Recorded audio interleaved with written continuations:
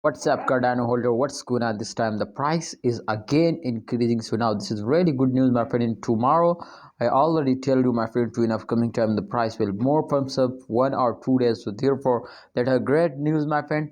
And absolutely after the October 25, the price is more pumps now. So please be ready for this huge pump.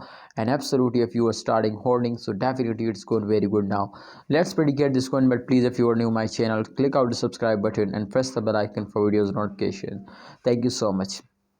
As you can see here in last 24-hour chart, my brothers, so this chart is clearly told you to in upcoming time the very huge pump is coming soon, because my brother, absolutely the last arrow's direction is moving in upward direction. So definitely that's clear to price will pumps up in upcoming days.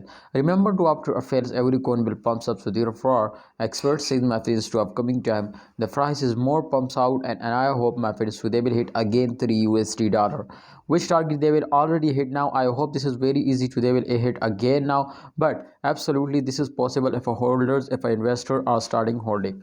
Otherwise, my friend, if a holder are starting selling, so remember to the market cap is falling down, and when a market cap is falling down, so definitely the price will also falls down.